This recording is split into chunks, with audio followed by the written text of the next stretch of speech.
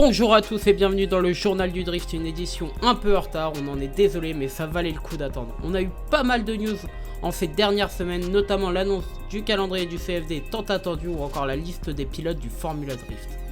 Sans plus attendre, on passe aux résultats du mois, let's go! Actually side by side, front wheel to front wheels, he's pushing Dean around the track and the transition is insane. The transition doesn't even make sense. Ce mois de février a été marqué par la finale du Drift Master Virtual Championship.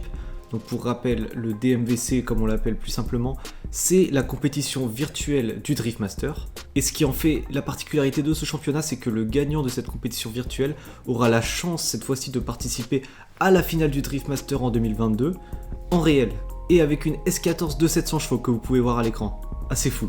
Et après 4 rounds, le titre ne s'est joué qu'à une seule battle, puisque c'est en demi-finale que s'est décidé le titre, et c'est donc Tikhon Poleski qui remporte la compétition. Pour connaître donc où il va pouvoir conduire en vrai, on vous propose de passer directement aux actualités du mois avec le calendrier du Drift Master. Oh,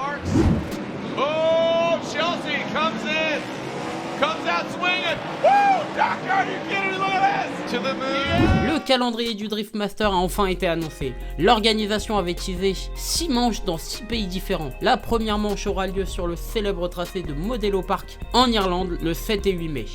Ensuite, nous partirons sur un circuit bien connu du DMEC, le PS Racing Center en Autriche, le week-end du 18 et 19 juin. Pour le troisième round, pour la première fois de son histoire, elle aura lieu en Suède le 1 et 2 juillet au Drive Center Arena qui s'annonce comme un des tracés les plus rapides d'Europe. Que serait le Drift Master sans le circuit de Bikernieki à Riga en Lettonie? Le célèbre Riga Baby retentira le week-end du 29 et 30 juillet. Ensuite, on ne l'avait pas vu depuis la saison 2019, mais il est bien de retour. L'incroyable tracé de Ferropolis en Allemagne sera le lieu du round 5, les 19 et 20 août.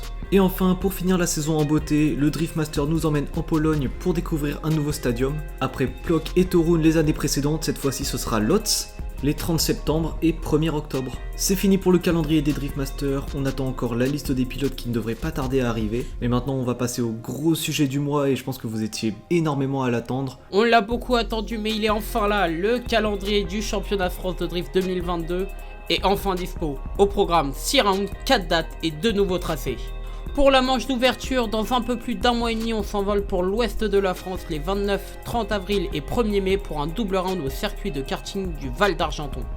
Pour les rounds 3 et 4, direction le tracé de Croix-en-Ternois devenu incontournable les 24, 25 et 26 juin. Il était présent également l'année dernière, on retrouvera le mythique Touguet de Calmont, cette fois-ci pour un seul round, les 10 et 11 septembre. Ce sera la seule manche dans le sud cette saison. Et enfin, pour finir la saison en beauté, c'est la deuxième surprise de ce calendrier, c'est un nouveau circuit pour le CFD, il s'agit de l'autodrome de Linas-Montlhéry en région parisienne. Le CFD a déjà donné un aperçu du tracé qu'ils vont utiliser, donc on aura, comme vous pouvez le voir, un déclenchement juste en bas du banking, donc les gros virages relevés du circuit de Montlhéry, pour arriver sur une petite chicane où ils vont pouvoir prendre de la vitesse, pour enfin terminer sur une figure en 8 entre deux murs, et tout ça juste devant les gradins, et on se donnera rendez-vous pour ce spectacle les 22 et 23 octobre. L'organisation française de la Slide a révélé son calendrier 2022 pour ces événements. Comme chaque saison, l'un des événements les plus attendus en France est le Toguet de la Chapelle du Bar pour 2 jours de folie le week-end du 9 et 10 juillet. La Slide clôture son calendrier par le Toguet de Pipé qui aura lieu le 3 et 4 septembre. Pour avoir le calendrier complet avec les journées privées, rendez-vous sur notre compte Instagram où l'on répertorie tous les calendriers. On passe maintenant à la liste des pilotes de la Formula Drift qui vient juste d'être annoncée. On va tout d'abord commencer par les promus de la catégorie Prospect. Donc la catégorie Prospect, je le rappelle, c'est la catégorie en dessous de la catégorie Pro. On aura donc Nick Novak qui avait fini deuxième de cette catégorie, mais également Daniel Stuck, Josh Love et Mike Power, qui feront tous les 4 partie de la catégorie Pro cette année. Ensuite, on a Ola Jäger qui avait terminé 6ème de la Prospect en 2019 cette fois, et qui revient cette fois-ci directement en catégorie Pro. A noter que le double vainqueur de la catégorie Prospect 2020 et 2021, Dimitri Brudski, a décidé de rester en catégorie Prospect pour une 3ème saison, faute de moyens et de sponsors trouvés pour cette nouvelle saison.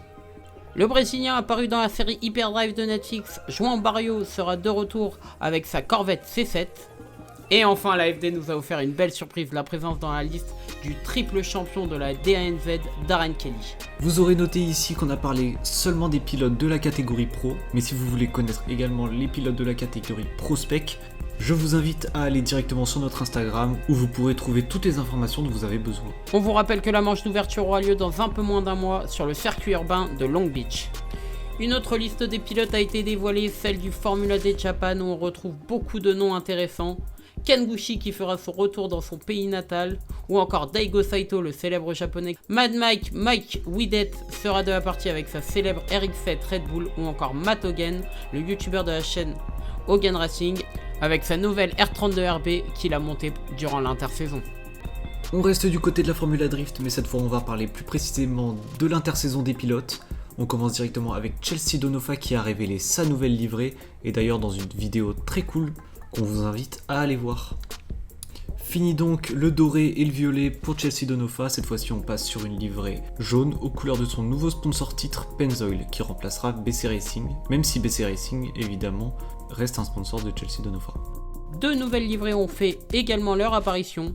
La première pour Dylan Hughes qui reste avec son sponsor titre Royal Purple. En revanche, il a annoncé changer de sponsor de pneus puisqu'il quitte GT Radial pour Falcon. Et la seconde pour la F15 de Royal Literal, engagée également en catégorie Pro cette année. Un nouveau châssis va faire son apparition en Formula Drift. Il s'agit de la nouvelle Toyota GR86, donc c'est l'évolution de la GT86. Et ce ne sera pas une, mais deux Toyota GR86 que l'on va pouvoir voir cette année, notamment celle du japonais Ken Gushi, avec un moteur inédit en Formula Drift. Il s'agit du V6 Toyota, le 1JR-FE, que l'on a déjà pu voir sous le capot de la Eurofighter du japonais Kazumi Takahashi en D1 GP. Pour ce qui est de la seconde GR86, ce sera le dominicain Jonathan Castro. Elle sera animée quant à elle par un B58 Turbo, donc c'est le moteur de la Supra MK5, le même moteur qui est dans la Supra de Frédéric Asbo, sachant qu'ils font tous les deux partie de l'équipe Papadakis Racing, cela paraît logique qu'ils utilisent la même plateforme. On reste du côté de la Formula Drift avec cette fois-ci Chris Forsberg qui a annoncé préparer une Z. Si vous ne voyez pas de quelle voiture il s'agit, c'est tout simplement la remplaçante de la 370Z. Pour cette année, il a toujours annoncé utiliser le VR38, donc le moteur de la Nissan GT-R, qu'il utilisait déjà dans ses autres voitures de compétition. Le VR30, donc le moteur d'origine de la Z, restera de côté pendant cette saison, le temps de développer la plateforme. Taylor Hull s'est séparé de sa Cadillac ATS pour laisser la place à sa nouvelle monture, une Corvette C6 V8 LS, comme son compatriote Matt Field. Bon, on sait que vous entendez déjà énormément parler de ce sujet en ce moment, donc on va essayer de faire assez court.